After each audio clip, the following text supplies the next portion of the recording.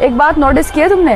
आजकल की लड़कियां ना ससुराल में अपनी सास को मम्मी जी कहती नहीं थकती है, और वहीं मायके जाते ही वही लड़कियां अपनी उसी सास को ना बुढ़िया कहते ना पीछे नहीं हटती हैं।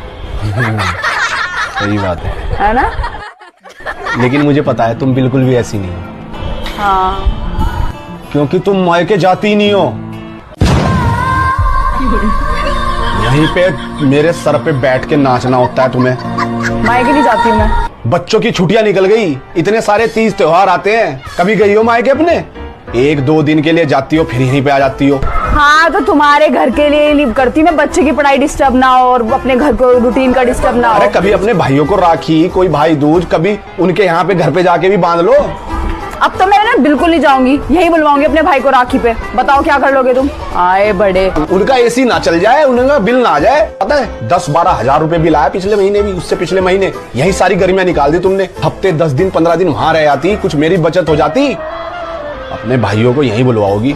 हाँ, तो क्या हो गया अगर मेरे भाई आ जाएंगे राखी पे? क्या जोर पड़ जाएगा तुम? सारा खर्चा उनका मैं ही करूँ, यहाँ पे बैठ के उनके आने जाना सब कुछ, खाना पीना वो ना कर ले। 2 पैसे खर्च अपने जीजा पे, अपनी बहन पे।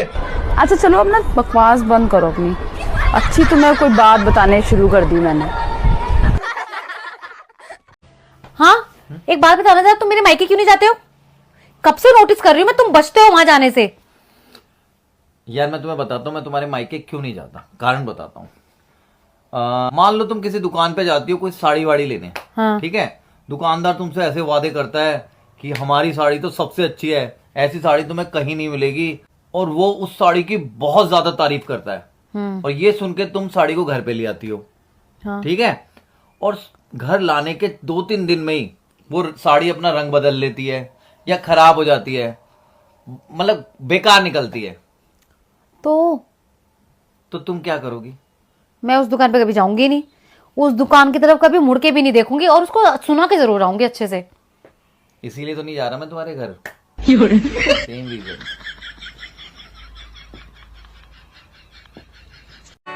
कहाँ जा रहे हो? खाना खा के नहीं जा रहे? अरे वो मोहित के नाच भंडारा है ना, तो वहीं खाए जाके। अच्छा रुको 1 मिनट।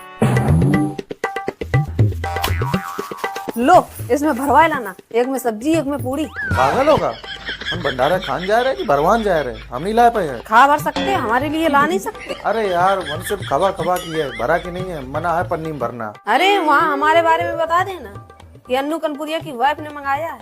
अरे हंस के देंगे। अरे यार दे तो देंगे, लेकिन हमें भंडारा लाने में पन्नी में शर्म आती है। अच्छा शर्म आती है? लो पकड़ो पन्नी, अगर लेके ना आए ना तो घर में घुस ना जाना।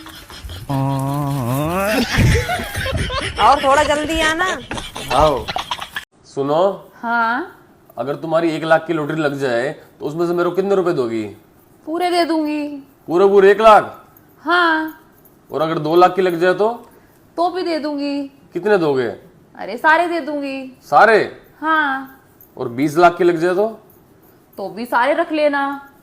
और अगर 1 करोड़ की लग जाए तो? अरे सब दे दूंगी।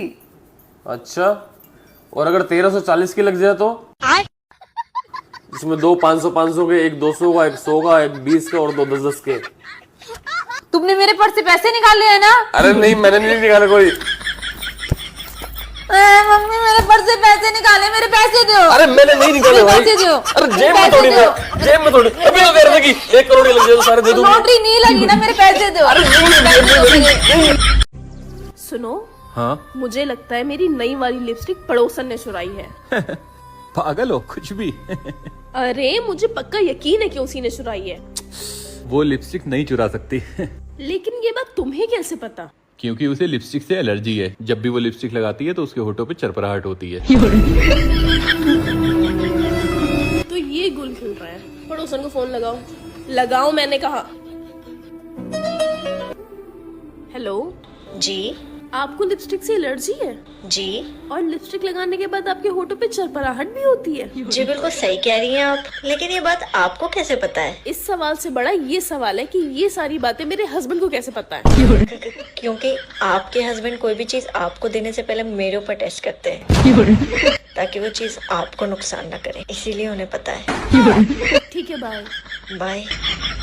मुझे नहीं पता था कि तुम मेरा इतना ख्याल रखते हो।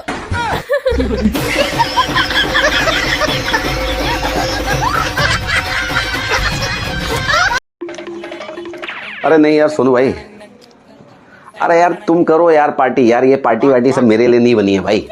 तुम लोग की बीवी सब स्टैंडर्ड है, पढ़ी लिखी है, हाई क्लास है, मॉडल है, सब समझती है।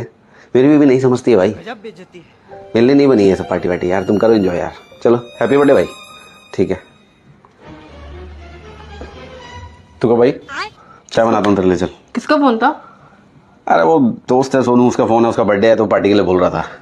अरे यार हम ना पढ़े लिखे लोग हैं, एजुकेटेड लोग हैं, हाई क्लास वाले लोग हैं, समझ में आ गई है? तुम जाओ पार्टी में अभी की अभी, और अच्छे से पी के आना। उन्हें भी पता लगना चाहिए ना कितने पढ़े लिखे और कितने एजुकेटेड है, कितने हाई क्लास के लोग हैं हम। उन्हें ही पता लगना चाहिए, उनकी बीवियों को भी उनको भी। इसलिए अभी जाओ और अच्छे से ज्यादा पी के आना। पक्का जाऊँ? हाँ हाँ जाओ।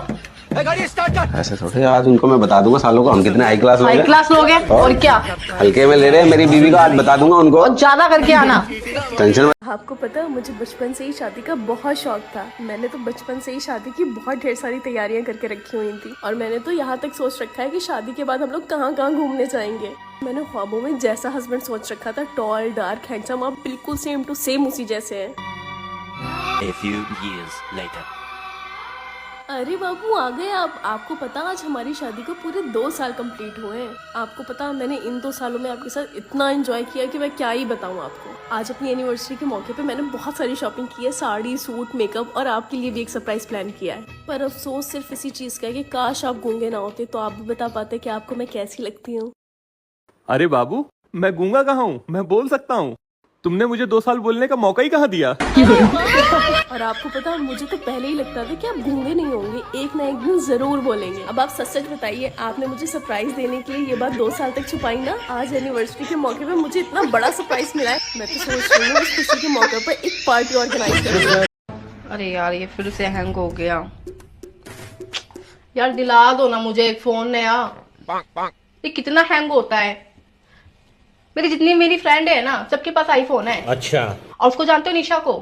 है उसके हस्बैंड ने ना अभी से करवा चौथ के लिए उसे आईफोन 16 गिफ्ट कर दिया। अच्छा जी। हाँ शकल तो उसकी पैनासोनिक की है। तू मेरा फ्रेंड जानती है सोनू, जो आता रहता है? हाँ जानती हूँ। रिसेंटली उसने दूसरी शादी करी है। खत्म। पहले वाली को दे दिया उन्होंने तलाक।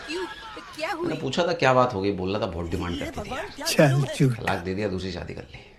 नहीं ये देखो फोन ठीक हो गया, चल गया। चल गया? हाँ हो जाता है कभी कभी हैंग, लेकिन चल जाता है। क्या नहीं हो रहा? नहीं नहीं अब ठीक चल रहा है, कोई बात नहीं। अब ठीक चलेगा। मैं चला लूंगी। कैसा लगा मेरा मजाक? हाँ अच्छा आपसे मुझे कुछ सवाल करने हैं, उसका सही सही जवाब देना।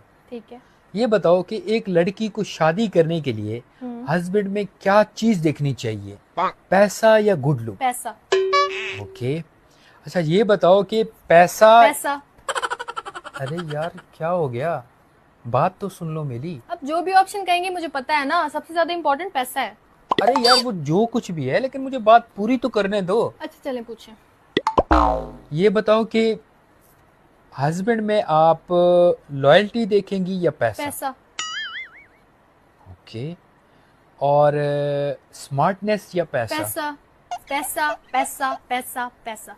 मुझे एक बात बताओ, अगर पैसा इतना ही इम्पोर्टेंट था तुम्हारे लिए तो तुमने मुझसे क्यों शादी की? आपसे शादी करके ही तो मुझे पता चला पैसा कितना इम्पोर्टेंट है। तब मेरे ऊपर प्यार की अंध की पट्टी चढ़ी हुई थी ना मेरी आंखों पे, मुझे पता ही नहीं चला। प्यार में अंधी हो गई थी, इसलिए आपसे शादी कर ली। काश समझदारी से काम लिया होता और पैसे को इम्पोर्टेंस दे के शादी की होती तो खुश होती।